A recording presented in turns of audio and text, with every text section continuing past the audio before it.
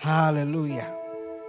So thankful and so grateful that every one of you is here with us today. Saya percaya bahwa di masa-masa ini menjadi masa-masa terpenting di mana kita semua punya pegangan. Di masa-masa sulit seperti ini ada orang yang pegangannya adalah deposito mereka. Ada orang yang pegangannya adalah keahlian mereka. Ada orang yang pegangannya adalah pejabat yang mereka kenal. Tapi saya mau bilang sama saudara, pegangan kita adalah Kristus Yesus sendiri. Di masa-masa dunia diombang-ambingkan, yang kita harus lakukan lebih dari apapun juga adalah bergantung pada Yesus. Bergantung kepada Yesus bukan cuma berkata, Yesus aku percaya. Bergantung kepada Yesus berarti menyerahkan sepenuhnya kehidupan kita untuk mengikuti apa yang Ia kehendaki. Karena itu hari ini tema saya mungkin simpel, tentang bergantung pada Yesus. Cuma terlalu banyak hal-hal yang terjadi dalam kehidupan kita yang terkadang membuat kita tidak melihat apa yang begitu jelas. Coba kita buka Markus pasal yang kelima. Kita lihat dulu dari ayat 22 sampai ayat 24.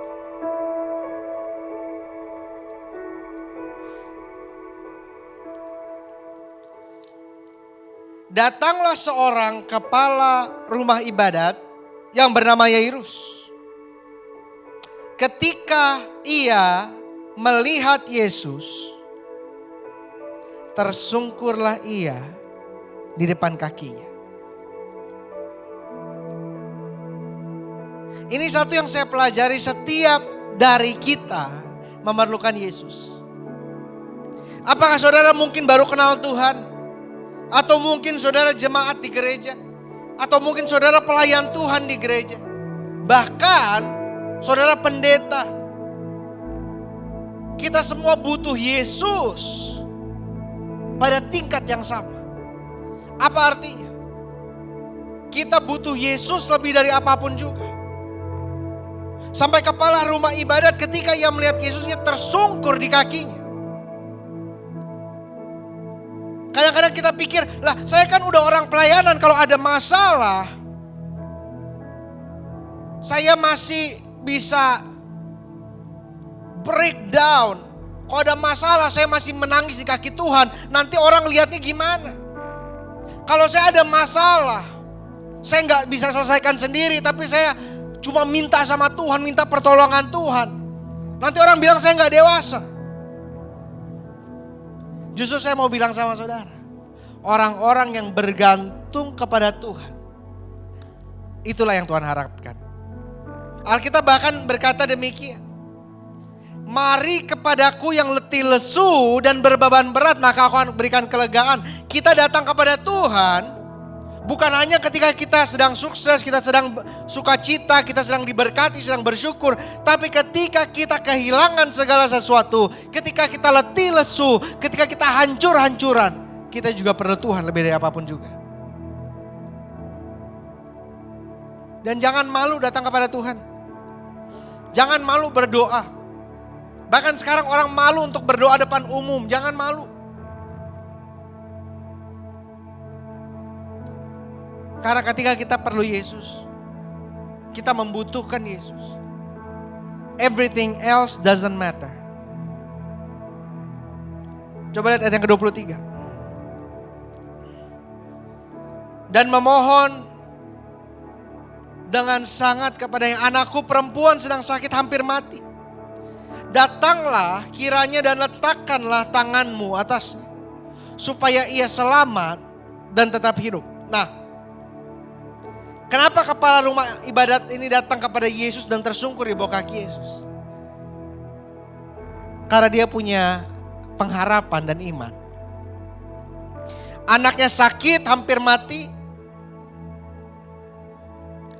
And when no one can do anything about it, ketika semua orang udah angkat tangan, ketika semua orang udah menyerah, Mestinya apa?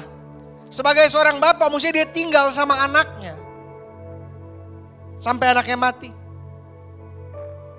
Tapi dia masih punya pengharapan. I will go and seek Jesus.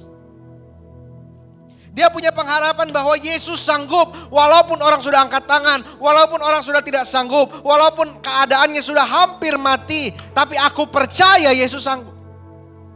Banyak dari kita harus lebih beriman kepada Tuhan dengan cara demikian. Walaupun sekarang situasinya tidak mendukung, walaupun orang-orang yang biasanya support saya sekarang meninggalkan saya, walaupun sekarang saya tidak punya pekerjaan, walaupun sekarang segala sesuatu sepertinya menurun, tetapi aku percaya, aku berharap bahwa Yesus sanggup memulihkan segala sesuatu. He has faith. And Jesus becomes his hope. Yesus juga harus jadi pengharapan kita ketika kita tidak melihat jalan keluar. Iman kita bukan kepada jalannya, iman kita kepada Kristusnya. Yesus bisa membuat jalan di tempat di mana tidak ada jalan. Yesus bisa menciptakan pintu dan jendela di tempat yang tidak ada pintu yang terlihat. Lihat selanjutnya ayat ke-24. Lalu pergilah Yesus dengan orang itu. Orang banyak berbondong-bondong mengikuti dia dan berdesak-desakan dekatnya. Lalu cerita ini bercerita tentang seorang ibu yang pendarahan 12 tahun. Tapi kita skip, coba kita lihat ke ayat yang 35 sampai 43. Ketika Yesus masih berbicara, datanglah orang dari keluarga kepala rumah ibadat itu. Dan berkata, anakmu sudah mati. Apa perlunya lagi engkau menyusahkan guru?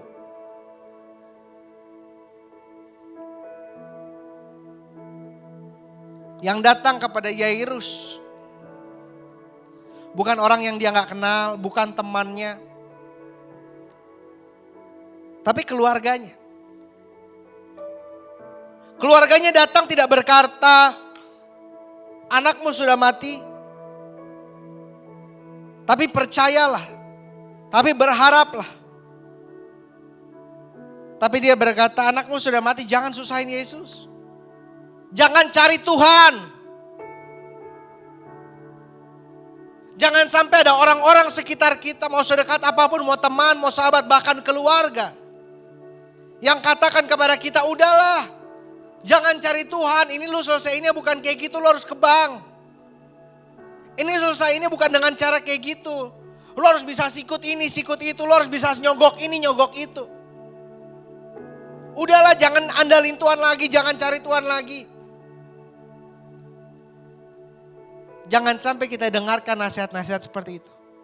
Akan ada orang-orang sekitar kita, bahkan ini keluarganya yang berkata, anakmu mati. Udah jangan nyusahin guru lagi. Gak perlu, Yesus datang, udah mati kok.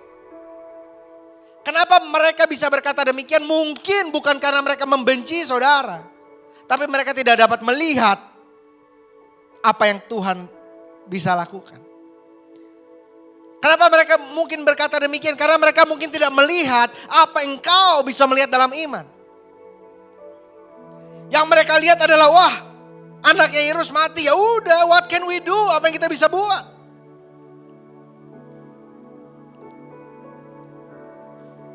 Tapi selalu panutan kita bukan pada perkataan orang, tapi perkataan Tuhan. Orang tidak bisa mendikte Tuhan kita. Orang tidak bisa bilang, Yesus tidak sanggup lakukan ini. Yesus tidak bisa lakukan ini. Tidak ada yang sanggup mendikte Yesus kita. Dia adalah Tuhan yang berdaulat, yang berkuasa. Lihat respon Yesus terhadap itu apa? Ayat yang 36. Tetapi Yesus tidak menghiraukan perkataan mereka.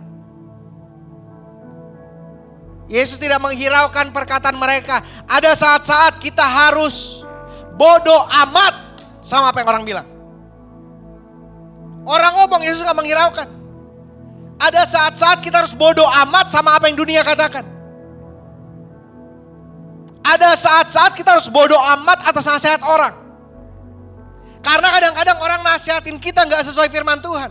Lu ada masalah sama suami lu, ceraiin aja. Lu bisa dapat yang lebih kok. Gue ada kenalan nih, duda juga. Ada saat-saat kita harus tahu untuk bodoh amat. Jangan hiraukan perkataan mereka, jangan dengerin. Yesus adalah teladan agung kita. Dan Yesus aja ngedenger omongan beberapa orang. Dia bisa apa? Menghiraukan tuh gak mau dengerin. Gak peduli.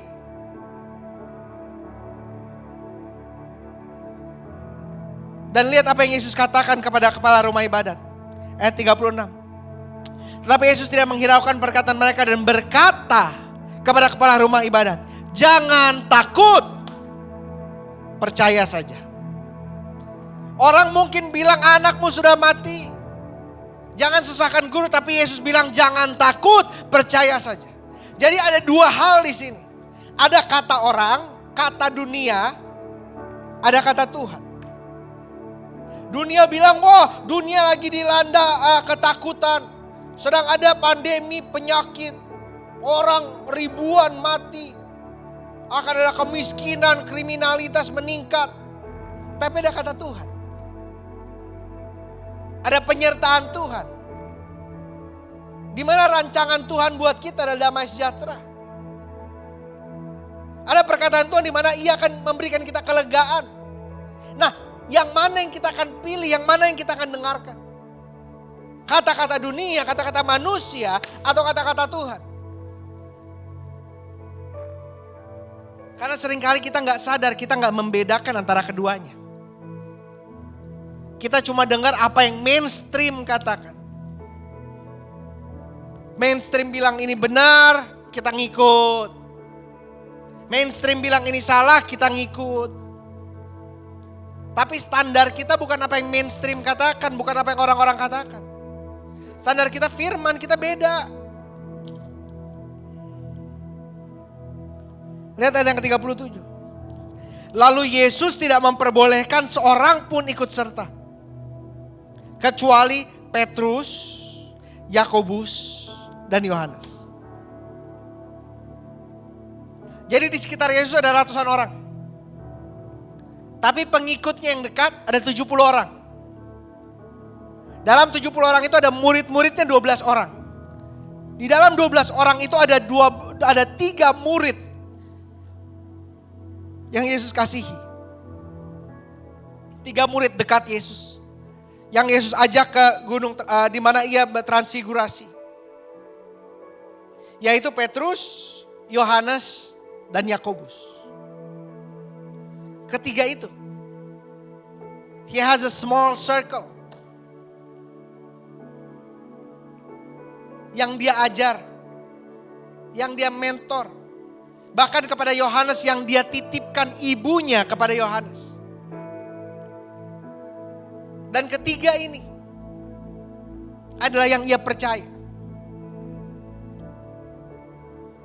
Pastikan dalam kehidupan kita ada orang-orang dekat kita yang bisa menopang kerohanian kita. Yang bisa ngerti, yang bisa melihat dalam iman, yang bisa melihat apa yang Tuhan lihat. Orang-orang yang pegang Alkitab sebagai dasar kehidupannya. Orang-orang yang mempraktekkan firman dalam kehidupannya, yang kehidupannya kita bisa jadikan contoh. Kita perlu orang-orang seperti ini dalam kehidupan kita. Untuk menuntun kita. Untuk membimbing kita, untuk kita berdiskusi ketika kita mau ambil keputusan. Jangan sampai kita cuma anggap, oh Tuhan cuma bicara sama saya doang, gak bicara sama orang lain. Saya cuma percaya suara Tuhan doang. Kalau kita menjadi orang yang berkata, saya cuma percaya suara Tuhan doang. Kita akan menjadi sangat childish, kekanak-kanakan dan tidak terdidik. Harus juga ada hamba-hamba Tuhan sekitar kita, kakak-kakak rohani kita. Teman-teman kita yang dewasa dalam iman. Yang kita bisa ajak diskusi juga.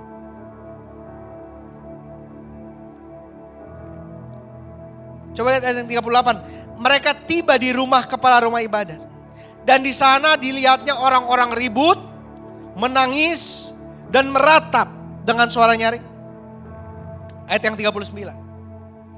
Sesudah ia masuk, ia berkata kepada orang-orang itu, "Mengapa kamu ribut dan menangis? Anak ini tidak mati, tapi tertidur."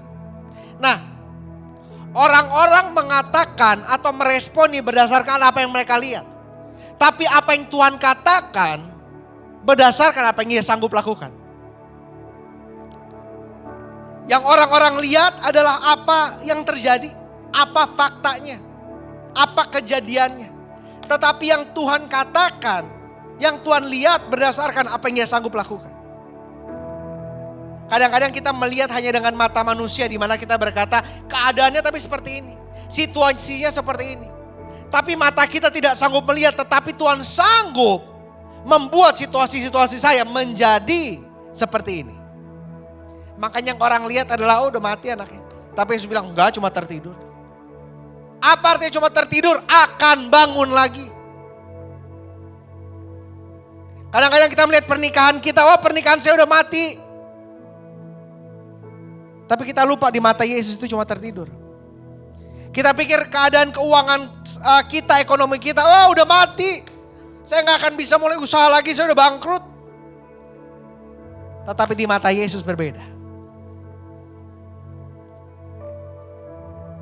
Coba lihat ayat 40. Tetapi mereka menertawakan dia. Gara-gara Yesus bilang kebenaran, mereka ketawa karena mereka gak ngerti. Ah masa iya cuma tidur. Apa yang Yesus lakukan? Maka diusirnya semua orang itu. Saya suka nih. Di mana Yesus adalah pribadi yang tegas. Orang ngetawain Yesus diusir.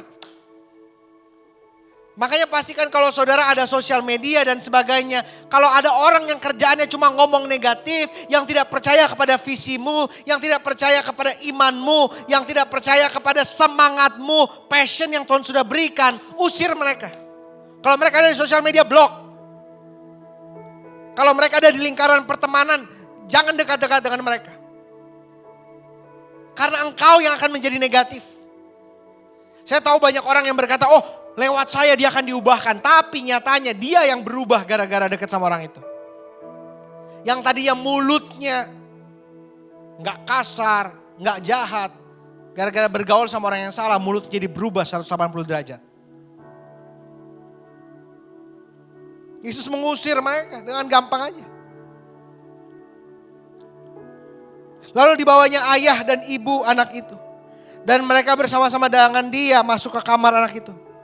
Lalu dipegangnya tangan anak itu, katanya, Talita kum. Yang berarti, hai anak, aku berkata kepadamu, bangunlah. Lihat ayat 42. Seketika itu juga anak itu bangkit, berdiri dan berjalan. Sebab umurnya sudah 12 tahun. Jesus can revive only with his words. Yesus bisa membangkitkan hanya dengan firman-Nya. Artinya apa? Kita tadinya mati bagi dosa, tapi karena firman-Nya yang kita terima, kita dihidupkan kembali. Kita tadinya mati karena dosa, tapi karena firman-Nya kita dihidupkan kembali. Kita tadinya disiapkan untuk binasa, tapi karena firman-Nya kita menerima kehidupan kekal. Firman Yesus begitu berkuasa. Jangan cuma kita pikir, oh firman Yesus sanggup mengubah situasi saya, mengubah keadaan ekonomi saya, menyembuhkan tubuh saya. Itu gampang buat Tuhan. Tetapi yang terutama firman Yesus mengubahkan diri kita, hidup kita, cara berpikir kita, cara hidup kita. Itu yang diubahkan oleh firman Yesus. Kalau diri kita saja Tuhan bisa ubahkan, apalagi cuma situasi kita. Apalagi cuma tubuh kita, apalagi cuma keadaan kita, itu gampang sekali buat Tuhan.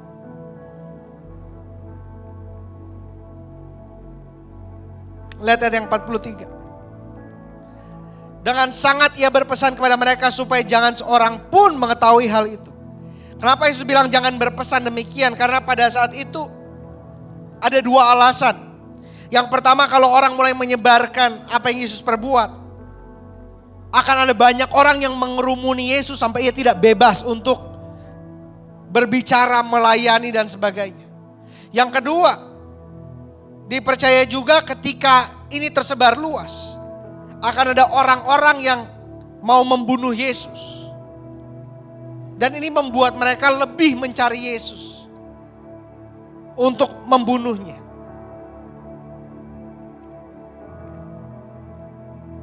Maka Yesus bilang, jangan seorang pun mengetahui tentang hal itu.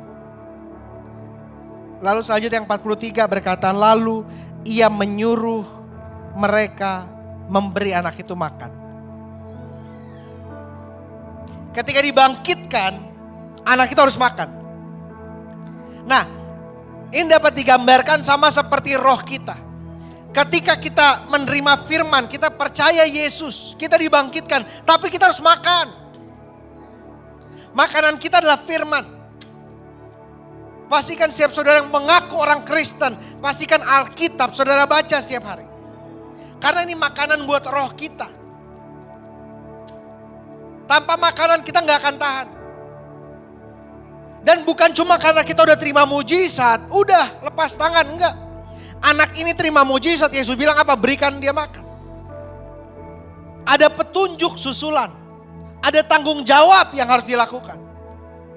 Sekarang kalau kita terima mujizat kesembuhan, apa yang kita harus lakukan? Bersaksi, bertobat, melayani Tuhan, menyerahkan hidup bagi Tuhan dan lain-lain. Ada tanggung jawabnya. Di balik setiap mujizat, di balik setiap kebaikan Tuhan, ada tanggung jawab kita, ada respon kita. Dan ini namanya bergantung pada Yesus. Bukan bergantung pada kebisaan saya, bukan tergantung pada apa yang saya sanggup lakukan, tapi apa yang Yesus sanggup lakukan. Apa yang Yesus sanggup lihat. Bukan apa yang saya bisa lihat, tapi apa yang Yesus sanggup. Ini yang harus menjadi pemikiran kita. Ketika kita bergantung pada Yesus, bukan lagi apa yang saya mau, apa yang saya tahu. Tetapi apa yang Tuhan mau dan apa yang Tuhan sanggup lakukan. Mari kita tutup mata kita, kita tundukkan kepala kita.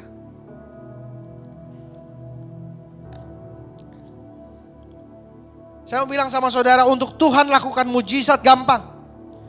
Untuk Tuhan buka jalan gampang. Yang penting kita bergantung penuh kepada Tuhan. Bukan cuma ketika kita ada masalah kita cari Tuhan, tapi kita bergantung penuh kepadanya. Memberikan hidup kita padanya.